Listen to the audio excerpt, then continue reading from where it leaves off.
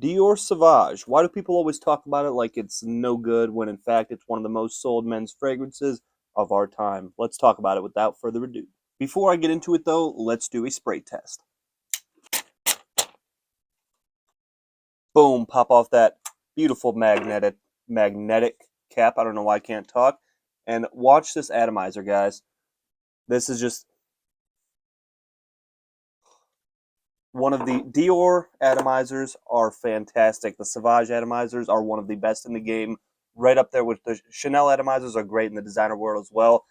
I prefer the Dior atomizers. I mean, it almost miss it too much. Like, it's crazy. I've said it once and I will say it again. Dior Sauvage is a victim of its own success in the fragrance world, mostly because it left the fragrance world and entered in the pockets of many a people who don't know how to apply it properly, wore about 7 or 8 sprays and choked everyone out. That's why people don't like the smell of it. I think it's a masterpiece. But also people like to be exclusive. People don't like to smell like everyone else. So the fact that so many people had this and that it was so readily available, they think it's overplayed. When people talk about Sauvage being owned by too many people, smell like her ex, overplayed, played out, any of those synonyms you want to use for it, all I can think of is that I have definitely smelled this in public, but I also don't know anybody that actively collects fragrances, as dumb as that sounds. I don't like to say that I'm a collector because even though I love displaying and collecting my collection, I wear them. I don't buy them just as little knickknacks to put out on display. I love wearing a scent every day. Most of the people that own Dior Sauvage are not doing that. People, like frat guys in college, middle-aged dads, the bus driver that doesn't shower, they bathe in this stuff because they don't know how to apply fragrance. They're not actively in the game of knowing, oh, this many sprays of this fragrance do less for the one with more of the ambroxan because you go nose blind, you'll choke people out. They just don't know how to wear it, and that's why Dior Sauvage gets a bad rep.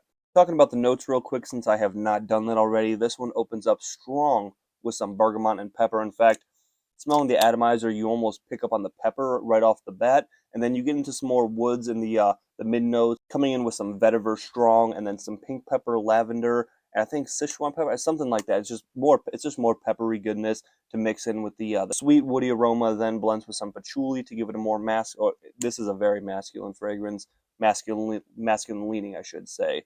But the patchouli just really adds to that.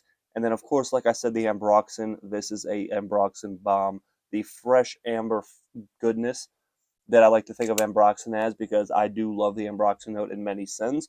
But this one does go a little bit heavy, so many people think that they can just spray, 6 sprays of this like a body spray. No, it's going to be projecting like crazy because this is a beast performer scent. I didn't say beast mode because that term is corny, but this scent does great with the performance category. 2 sprays will last you hours. You'll be projecting for a majority of that time. I normally do about 3 for work because I work in a big open environment, so 3 is perfect. And to tie this one all together in the dry down, you have some beautiful cedar, which I do love in scents as well. So this scent being an aromatic, fresh, citrusy, well, I guess aromatic kind of citrus is covered in there with some herbally citrus, but aromatic, woody, fresh scent. A lot of people say shower gel. Some people say clean dentist office scent. I personally get, it smells like a generic shower gel with just that blast of citrus and pepper that just fills your nose. Like, if someone walks by you with this, you're gonna smell them. They're gonna smell you if you're wearing it. Don't underestimate Dior Sauvage. Are there better scents on the market in today's 2023 fragrance game? Yes, this came out in 2015. Get one more sniff here before I head out.